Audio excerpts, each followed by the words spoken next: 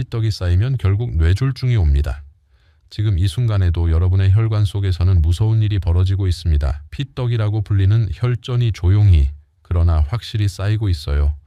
이게 정말 무서운 이유는 아무런 증상 없이 진행되다가 어느 날 갑자기 뇌졸중으로 쓰러뜨린다는 겁니다. 많은 질환이 고통스럽지만 혈전이 생겼을 때의 고통은 겪어본 분들만 압니다. 피가 돌지 않으니까 손발이 늘 시리고 저리고 겨울이 되면 장갑을 껴도 손끝이 얼음장 같죠. 무서운 건 뇌혈관이 막히면서 갑자기 쓰러지는 순간입니다. 말이 어눌해지고 팔이 안 올라가며 몸이 무너져 내리면 뇌졸중이 찾아온 겁니다. 심장 혈관이 막히면 가슴을 쥐어짜는 듯한 통증 때문에 숨조차 쉬기 힘들어집니다. 이 모든 게 예고 없이 닥치니 혈전은 흔히 침묵의 시한폭탄이라고 불립니다. 하지만 단 하나의 음식만 제대로 챙겨 드셔도 이 무서운 피떡, 즉 혈전을 크게 막을 수 있어요. 실제로 환자분들 중에서 이 음식을 꾸준히 드신 분들은 혈액검사 수치가 놀랍게 개선됐는데요. 이는 연구에서도 같은 결과가 확인됐습니다. 수십만 명을 10년 넘게 따라가 관찰한 대규모 연구들을 모아 분석한 결과 이 음식을 자주 먹은 사람들은 그렇지 않은 사람들보다 뇌졸중 위험이 약 6에서 13% 낮았고 혈액 속 주요 지표도 더 맑고 안정적으로 유지됐습니다. 오늘 이 영상 끝까지 보시면 피를 맑게 하고 피떡을 녹여주는 최고의 음식과 함께 드시면 더 좋은 음식 5가지 그리고 반드시 알아야 할 주의사항까지 모든 걸 다 알려드리겠습니다. 안녕하세요. 저는 매일 다양한 심뇌혈관 환자분들을 만나고 있습니다. 사실 저에게는 평생 잊을 수 없는 아픈 기억이 하나 있어요. 10년 전 제 어머니께서 갑작스런 뇌졸중으로 쓰러지셨거든요. 그날 밤 응급실에서 어머니의 손을 잡고 있으면서 왜 미리 막지 못했을까 하는 후회가 밀려왔습니다. 남의 건강을 챙기는 일을 수십 년 해왔지만 가장 가까운 가족조차 지키지 못했다는 자책감이 너무 컸어요. 그 이후로 저는 평생의 숙제처럼 피떡과 혈전을 막는 방법을 연구해왔습니다. 수많은 논문을 읽고 해외 학회에도 다니면서 혈전 예방에 대한 최신 정보들을 계속 공부하고 있어요. 오늘 여러분께 말씀드리는 내용들은 모두 환자분들에게 적용해서 효과를 본 검증된 방법들입니다. 제가 피떡 때문에 걱정하는 환자분들에게 가장 먼저 권하는 음식이 하나 있어요. 바로 등푸른 생선입니다. 고등어, 꽁치, 연어 같은 생선들 말이에요. 이 생선들이 혈전을 녹이고 피를 맑게 해주는 최고의 식품이거든요. 실제로 미국 심장학회에서도 일주일에 최소 2회 이상 등푸른 생선을 드시라고 권고하고 있어요. 하지만 오늘은 여기서 그치지 않겠습니다. 등푸른 생선과 함께 드시면 시너지 효과를 내는 다른 음식들, 그리고 절대 함께 먹으면 안 되는 조합까지 모든 걸 다 알려드릴게요. 그런데 여러분, 요즘 혹시 이런 증상들 없으신가요? 한번 같이 체크해 보세요. 첫째, 손발이 자주 저리고 당기는 느낌이 드신 적 있으신가요? 아침에 양말 신다가 발끝이 뻣뻣하고 찌릿찌릿한 경험 아마 다들 있으실 겁니다. 이게 그냥 노화 때문만은 아니고 말초혈관에 피떡이 쌓이고 있다는 신호일 수 있어요. 특히 밤에 다리가 저려서 몇 번이고 뒤척이며 잠을 설친다면 더 주의하셔야 합니다. 둘째, 머리가 자주 무겁고 평소 잘 알던 단어가 갑자기 생각이 안 나신 적은요? 신문 읽다가 단어 하나가 떠오르지 않거나 대화 도중 말이 막히는 순간이 반복된다면 뇌로 가는 피의 흐름이 원활하지 않다는 뜻일 수 있습니다. 뇌혈관에 피떡이 쌓이고 있다는 신호일 가능성이 높아요. 셋째, 다리가 자주 붓거나 무겁게 느껴지신 적 있으신가요? 저녁에 양말 벗었는데 발목에 자국이 깊게 남거나 종아리가 퉁퉁 붓는다면 이것도 혈전의 전조 증상 중 하나일 수 있습니다. 넷째, 한쪽 다리가 갑자기 붓고 아플 때가 있으셨나요? 특히 종아리나 허벅지가 붉게 변하면서 통증이 심하다면 그냥 넘기시면 안 됩니다. 다리 깊은 정맥에 혈전이 생긴 심부정맥 혈전증일 수 있는데요. 이걸 방치하면 혈전이 떨어져 나가 폐로 이동해서 생명을 위협할 수도 있습니다. 다섯째, 조금만 걸어도 다리가 아파 쉬어야 하는 경우는요. 시장에 장 보러 갔는데 몇 걸음 걷지 못하고 종아리에 쥐 나는 것처럼 아파서 앉아야 한다면 말초동맥이 좁아져 생긴 혈관 문제일 수 있습니다. 쉬면 괜찮아지지만 자꾸 반복된다면 혈관이 막히고 있다는 경고일 수 있어요. 여섯째, 가슴을 짓누르는 듯한 통증을 느껴보신 적 있으신가요? 등이나 어깨, 팔까지 퍼지는 답답한 통증이라면 심장 혈관에 피가 잘 통하지 않는 신호입니다. 협심증이나 심근경색에 전조일 수 있는데 특히 운동이나 계단 오르기 후 심해진다면 더 위험합니다. 7째, 갑자기 말이 어눌해지거나 시야가 흐려진 적이 있으셨나요? 대화하다 갑자기 말이 꼬이거나 한쪽 눈이 뿌옇게 보이면 뇌혈관에 피떡이 쌓여서 나타나는 전조 증상일 수 있습니다. 이럴 땐 지체 말고 바로 병원을 찾으셔야 해요. 8째, 극심한 어지럼증이나 균형 잡기 힘든 순간이 있으셨나요? 방이 빙글 도는 것처럼 어지럽고 몸이 휘청거린다면 뇌혈관 문제에서 오는 위험 신호일 수 있습니다.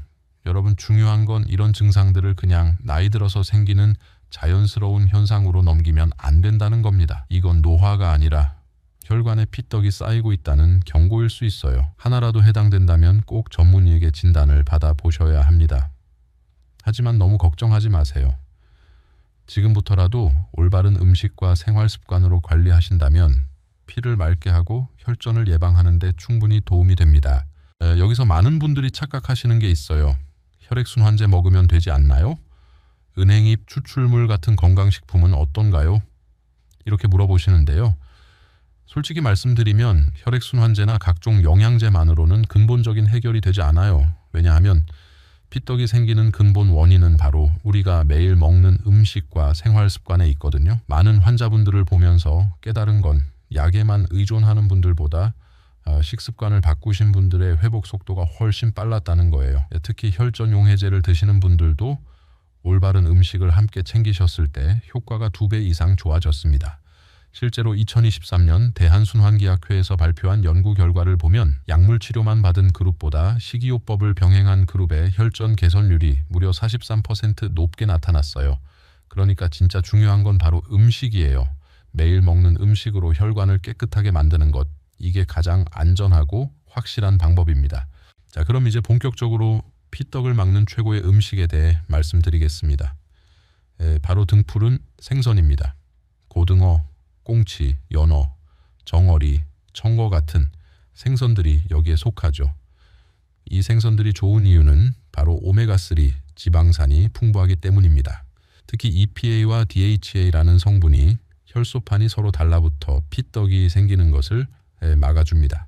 실제로 일본 토야마 대학 연구에서 환자 9,326명이 EPA를 복용했고 9,319명은 복용하지 않았습니다. 그 결과 두 번째 뇌졸중 발생률이 복용군은 6.8%, 비복용군은 10.5%로 뚜렷한 차이가 나타났습니다. 즉 EPA가 뇌졸중 재발을 예방하는 데 효과적이라는 사실이 확인된 겁니다. 또 오메가3의 주요 성분 중 하나인 EPA는 혈액 속 중성지방을 줄이고 혈관이 굳어서 딱딱해지는 것을 막아줍니다.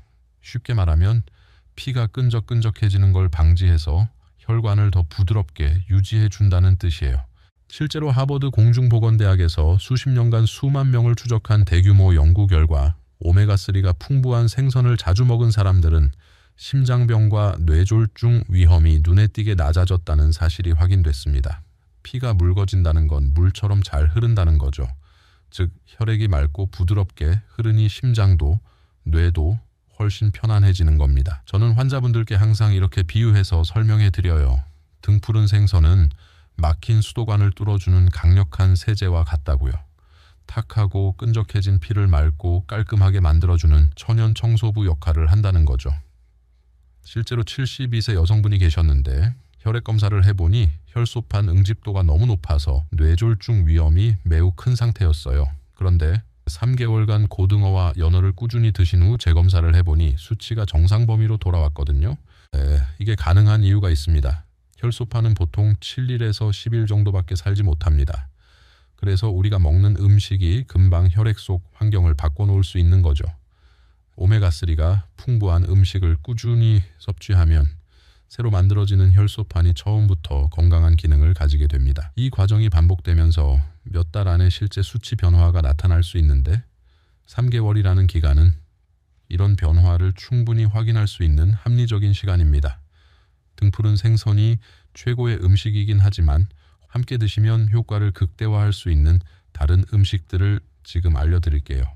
첫 번째는 바로 마늘입니다. 이 마늘 속에 알리신이라는 성분이 들어있는데요. 이게 정말 강력합니다.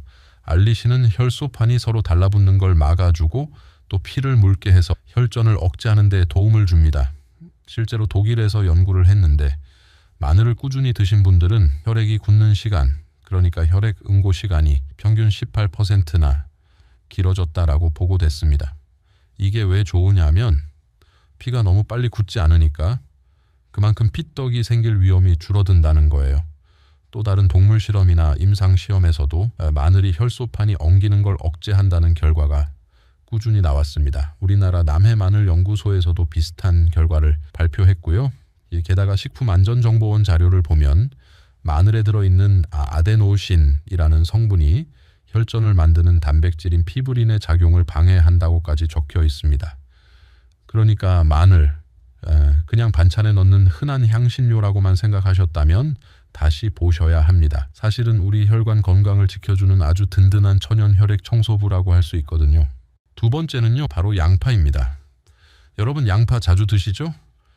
이 양파에 퀘르세틴이라는 강력한 항산화 물질이 들어있습니다. 이게 혈관벽을 튼튼하게 지켜주고 또 피를 맑게 해줘요. 그리고 양파 특유의 매운맛 아시죠? 그게 바로 황화합물 때문인데 이 성분이 혈액순환을 원활하게 만들어줍니다.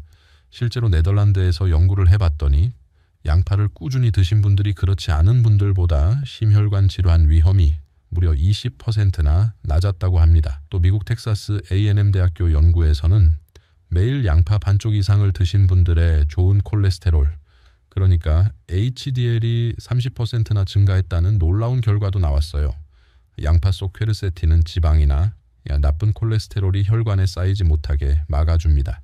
그래서 고혈압이나 고지혈증, 동맥경화 같은 혈관 질환을 예방하는 데 정말 큰 도움이 되는 거죠. 세 번째는 강황이에요.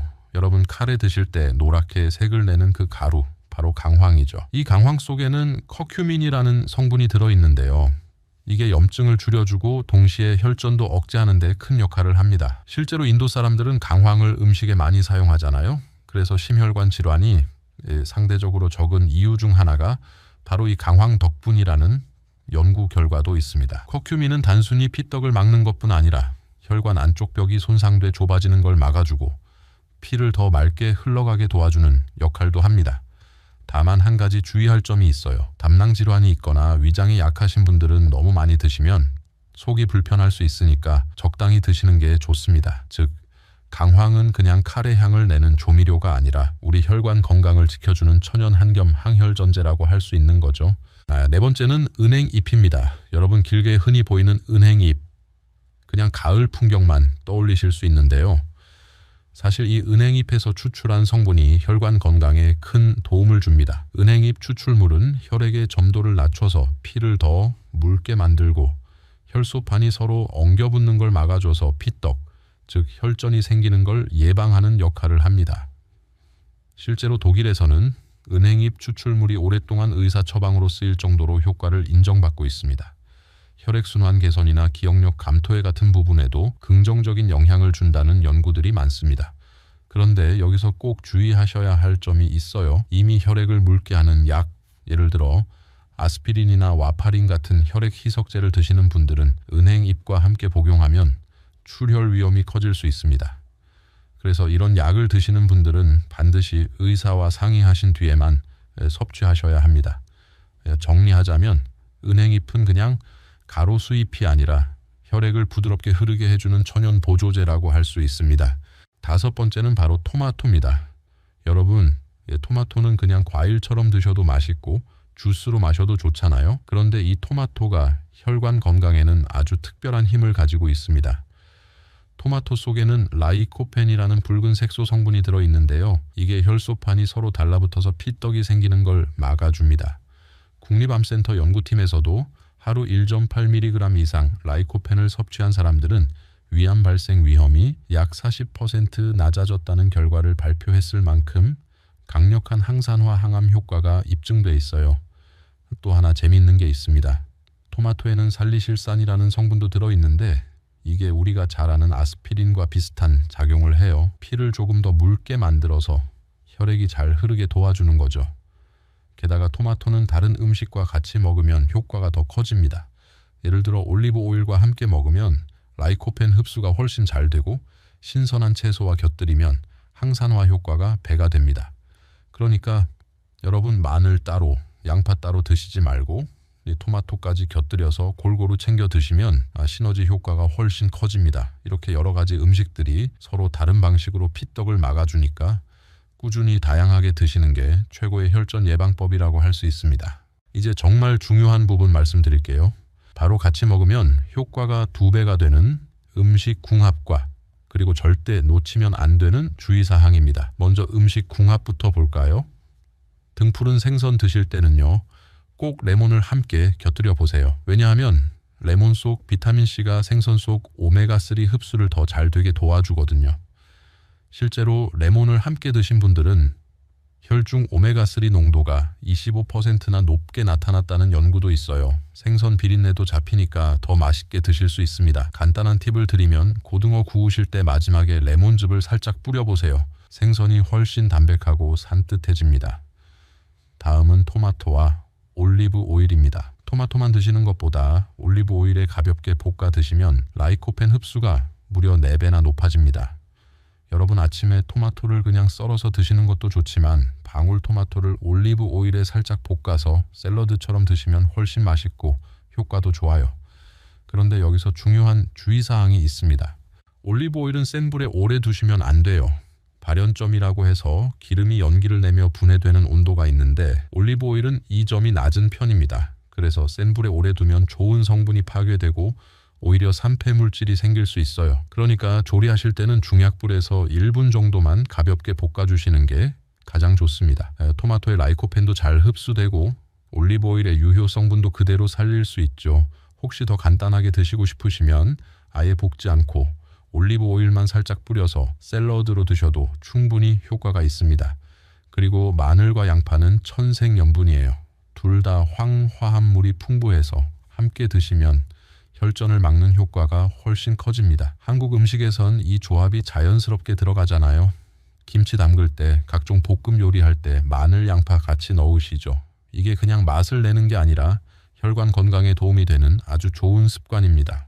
그런데 여기에도 조리할 때 주의사항이 있습니다.